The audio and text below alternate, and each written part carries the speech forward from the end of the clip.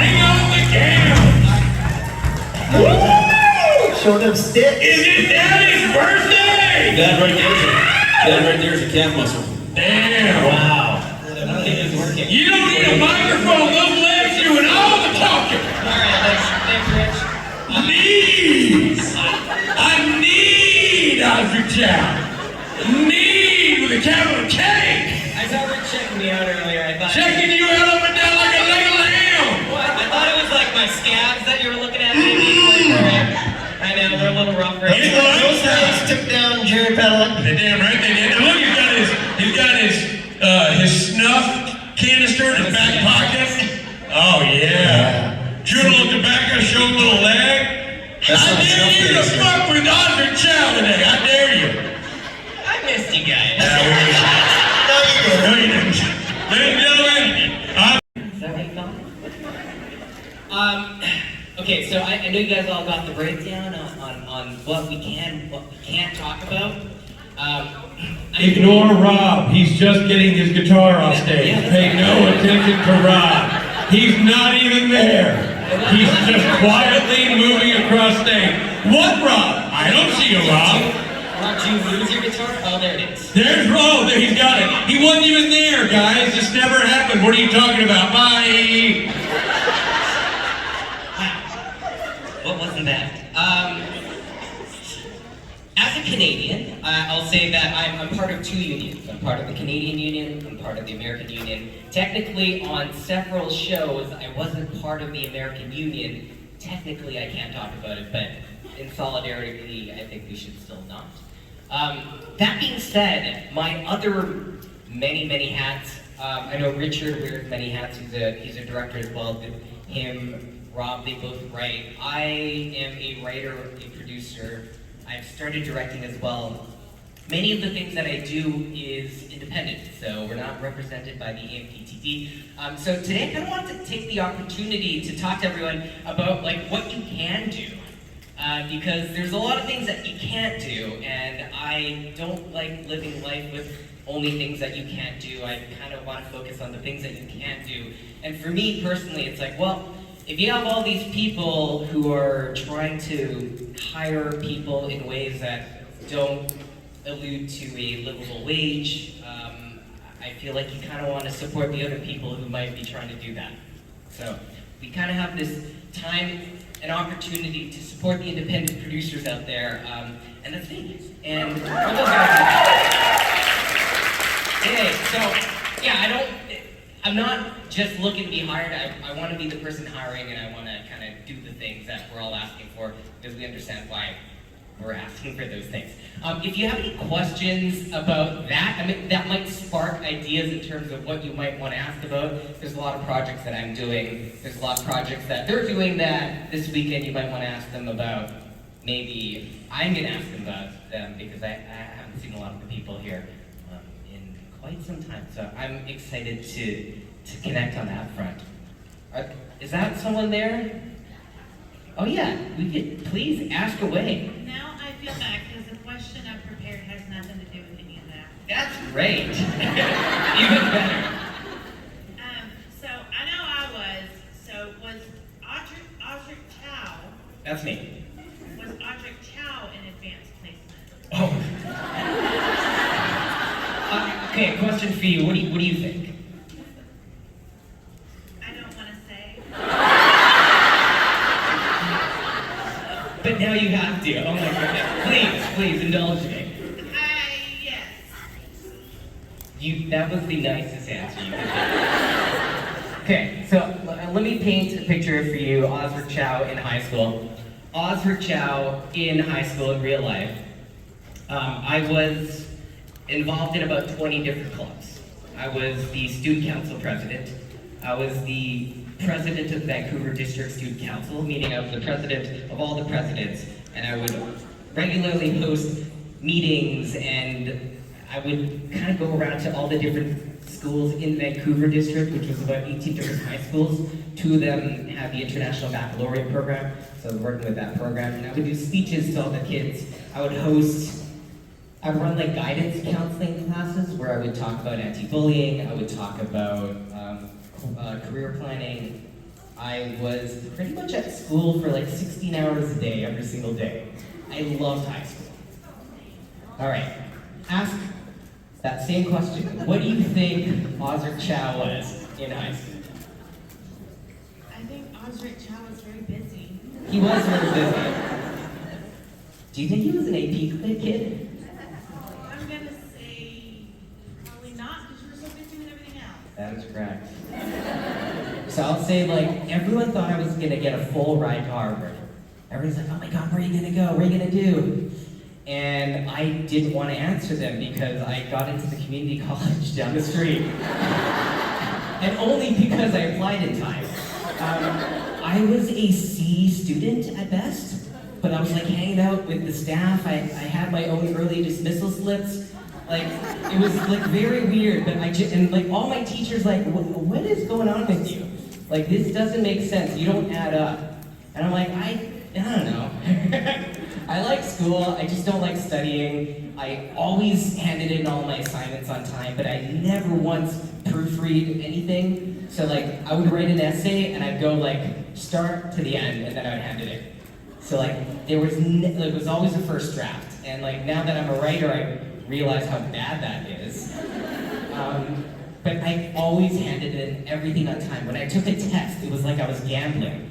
I'm like, okay, I don't know how this is gonna happen. Is it gonna be a good one or a bad one? Usually it was a bad one, because I wouldn't study. And I would just like try my best to like pay attention in class and absorb everything, and then like when the tests come, it would be like, I don't know how much I remembered. But I also missed a lot of classes because I was so involved in all the other things.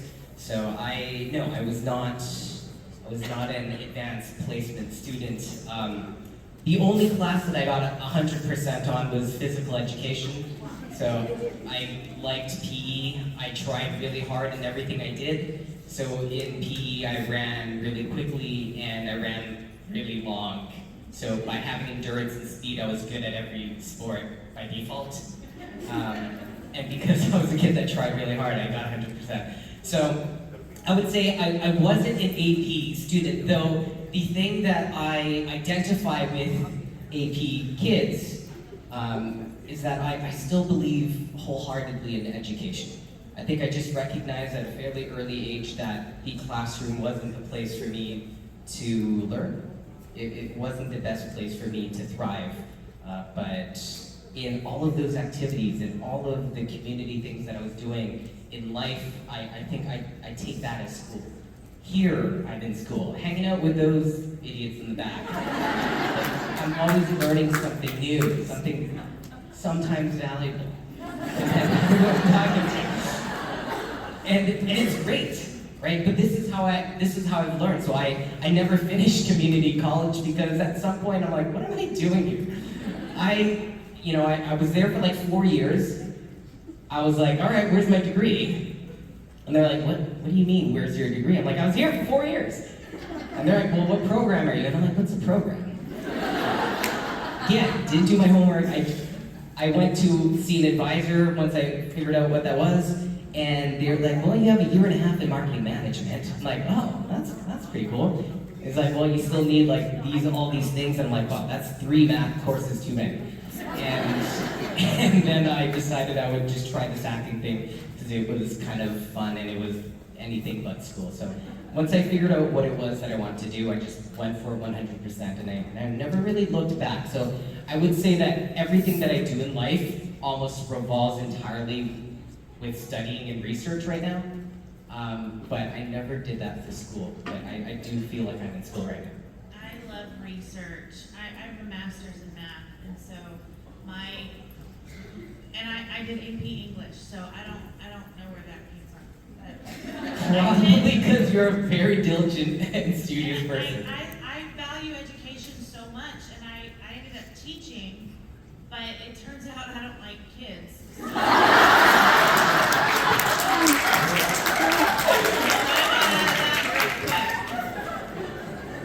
That's hilarious. Yeah, wrong profession.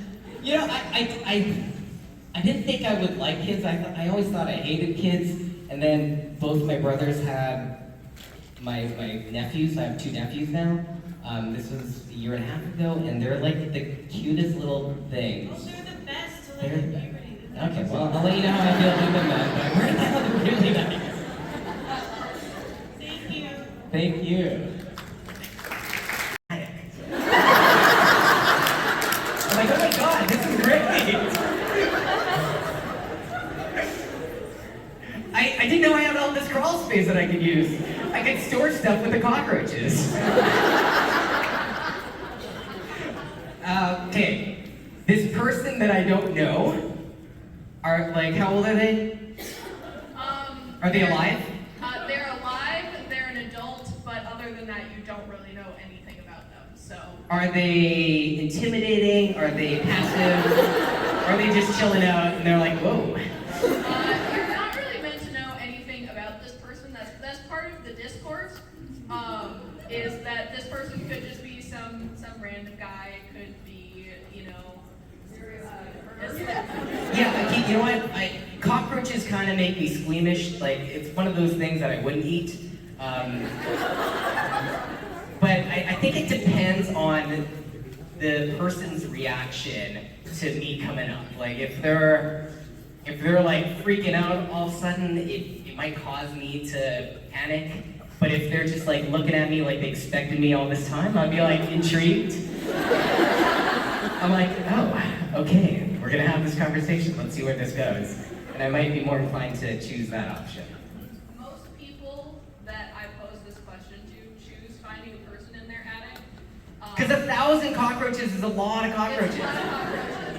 But the most common answers that I get is actually just, I will burn my house down. No. You know what? If you found the cockroaches, you almost have to, because like that speaks to a greater problem. They're not just, it's 1,000 in your attic, but how about the other ones not in your attic? That's a lot. So you're right. So the real question is, you want the house with the attic? Or just to find someone. So I obviously choose the person, and then how I deal with the person, I guess, will depend on the reactions to me. Hopefully an adventure, but My ultimate goal is to find someone who is earnestly, unequivocally team cockroach. you know what? I have met my friend Gavin, who was on the show with Kim, Kung Fu. He loves insects. He might actually pick cockroaches. There's a lot of people who love insects. I, unfortunately, am not one of them. So I cannot pick a cockroach. I thought you were going to say, I cannot wait to find someone in my attic. And I was going to say you should just keep a window open or something. And maybe have a sign pointing towards the attic. We already have like Sesame Street cardboard cutouts in our attic, and like all my parents' old Renaissance Festival costumes, and I think some Hungarian language tapes for some reason. Okay, you know what? That's really funny. This reminds me, there's another show that I was on that I can't talk about. I had a full upper body prosthetic made of it, and they couldn't let me keep the actual prosthetic because it was probably very expensive and all that. But they let me keep my bust, so it just looks like me with my eyes closed and I'm bald. And I like traveled from Toronto to Vancouver holding this thing. It's really weird. But I just wanted a souvenir, and I keep it not in my attic because I don't have one, but I keep it in my family's sunroom. So that anytime someone comes up, it does look like they're just like, oh, there's me. I think it scares my mom every time, but she loves me so much that she won't throw it away. Thank you for your question. I don't think that was dumb at all. Hi there. I do have a question, however, I kind of want to be as mindful about it because I don't know, but the question I have beforehand is, do you listen to Taylor Swift, and if so, how much do you listen to that? Okay, so I'm like the worst music person ever. So I do listen to Taylor Swift because they play her constantly on the radio. And they're catchy because you hear it a couple of times. But I will say the random Chinese songs that my dad plays for my nephews are also really catchy because they play it a lot. And it's really cute when they sing it. Music is not like in my blood. I grew up on classical music, but I'm the guy that will, if I have to do long commutes, sometimes I'll turn the radio off because I just need silence. It's really weird. I'm the only person I know that kind of does this, but like, I do not miss music when it's not there. I know, it makes me sound like a psychopath. Like, I appreciate music a lot. Like, if I'm listening to the concerts, I'm like, wow, that is artistry. I can see all the things that they're doing. It's very impressive. It's very difficult. That's a high level of skill. It takes years to master that, right? If I'm watching a movie, I'm like, wow, I love the way this music complements the images that makes me feel a certain way. And I recognize that the silence that I normally choose would make it severely less effective. But I think my thoughts in my head are very loud, and sometimes like Taylor Swift is just too loud. I'm like, Taylor, I need to hear myself think. And so I'm kind of that person. I've been to like maybe 5 concerts in my life. That non-loud and swing concerts. I've been to a lot of loud and swing concerts, but I just don't, I'm not the guy that goes out of my way for music. And again, I'm the only person that I know that is that way, which makes me think I might be a sociopath. Probably the most basic Swiftie question of all time. What is like your Taylor Swift era? But that might not even make sense. I don't even know how to answer that question. How many eras are there? Okay, so each era is like for each album that she's made. So like debut, which is like her self-titled. What years were that? I'm probably of the era of my high school years, which was when I did listen to music the most because I had a Walkman. It was a cool thing to do. I had CDs. Thank you. I had a Linkin Park Hybrid Theory album. My favorite. And then I had the Backstreet Boys Black and White. Those two I listened on repeat for a long time. Let me tell you.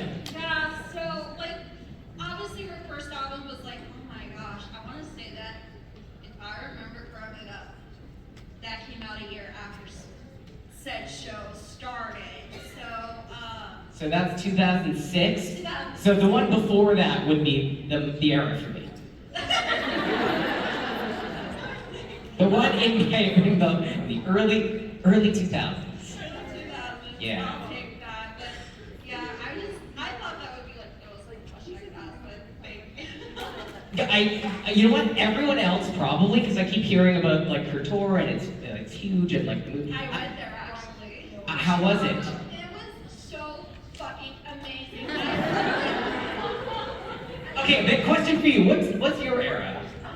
Do you have an era? How can you have an era if you loved it that much? So I kind of go back and forth between like Midnights and then Speak Now, Taylor's version, and then of course now it's like Evermore season, and then now it's like Folklore. However, with Folklore, the studio album, I feel like that has like a different vibe than versus the Eras Tour side, because the Eras Tour side, I swear I felt like that was like All right, so I feel like everyone here either has an incredible amount of opinions on what their favorite eras are, or they just heard gibberish like I did.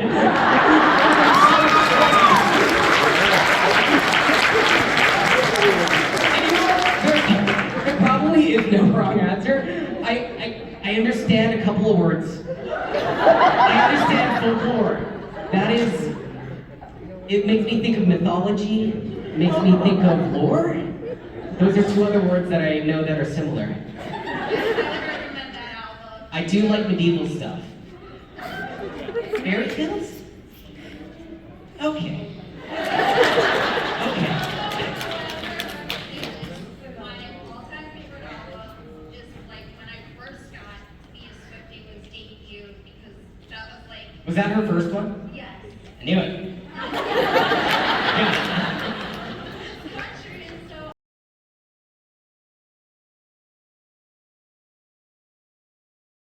and so like my family and friends had showed me Taylor Swift music videos that were already out, like Picture Words and McGraw, Our Song, and so on and so forth. And it's just like, oh, I love her music. And then now it's like, here I am, still going on strong.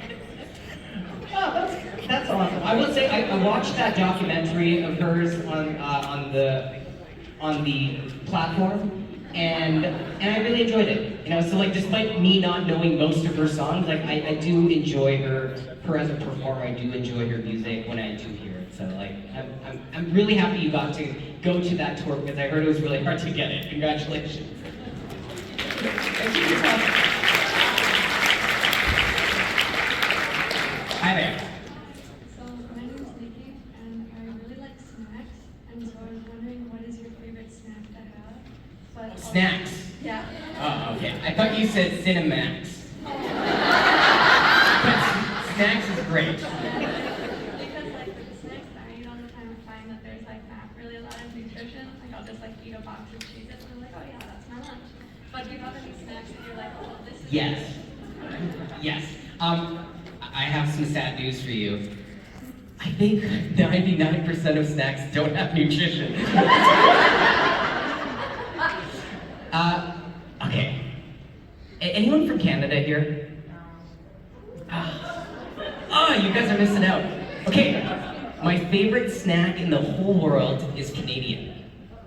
Do you know what Cheetos are? Yes. Obviously. Do you know what cheesies are? No. Do you know what Hawkins cheesies are? Thank you. They're a very obscure snack that's only found in Canada. They're like a Cheeto, but they're like the hard, you know the flaming hot Cheetos, how they like really like make it hard? So it's like that, but it's not flaming hot. They're purposely made stale. They're incredibly salty, but they're so weirdly addicting. And like, it doesn't sound appetizing when you describe it, but let me tell you, you just can't get enough. They got something in there, and it's so addicting. And they're, again, like super crunchy, super stale, but that's on purpose.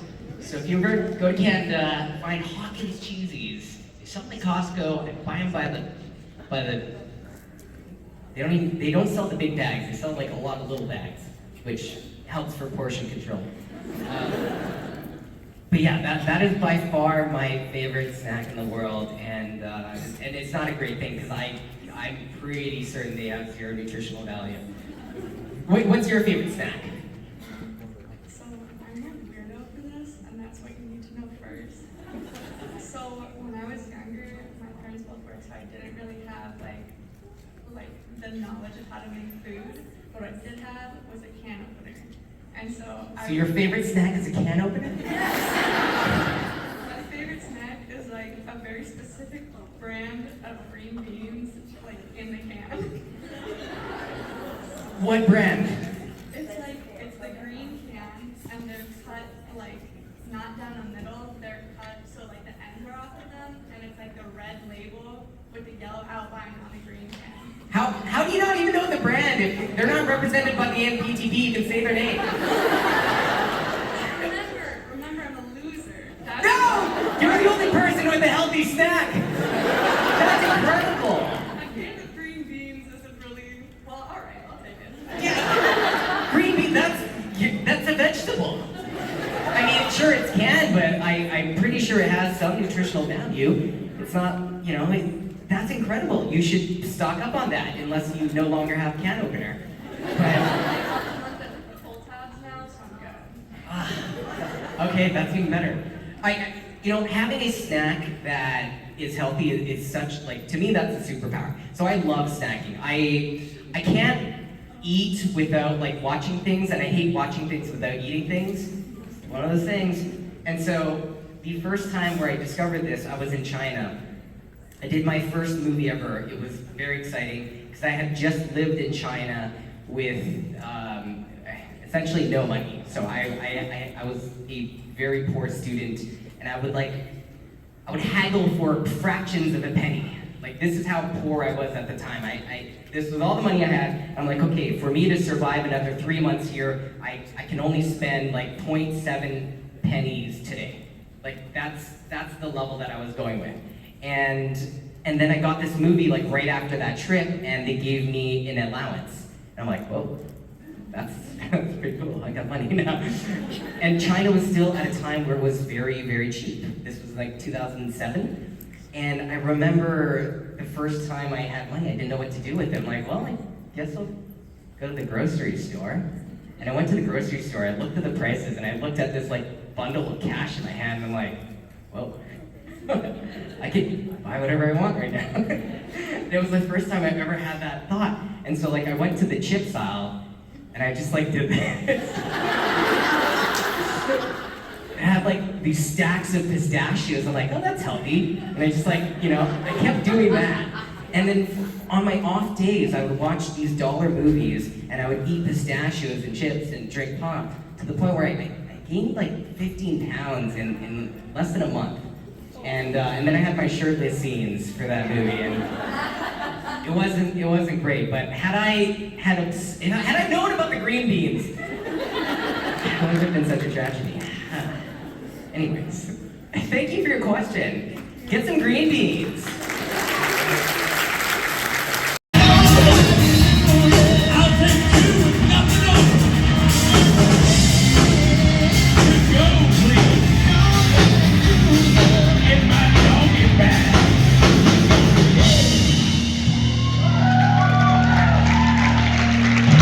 All we do up here, the only thing we care about is entertaining ourselves, and I would say right there we have maxed out our abilities. That was outstanding. Literally, that was something that just happened with those guys whispering to each other. That was not the song we were going to play until they just whispered to each other and figured that out. He walked out, he's like, you should play, She's Got Legs, but it's Easy Top. Yeah, but we didn't think of this during our lunch hour. He literally said it on stage. I know. Kind of genius. Well done, fellas. Well done. Nicely done. And really an homage to a great pair of legs. It was just on this page. Really. No. Well, the bass will get it dirty. Always. Ladies and gentlemen, next on this stage, you know what's happening? Not a darn thing, because it's intermission time. This would be a good time for them to go check out the vendor room. Vendor room? What's in the vendor room? Just vendors? Vendors selling their wares. What kind of wares, Robert? We've got craftspeople.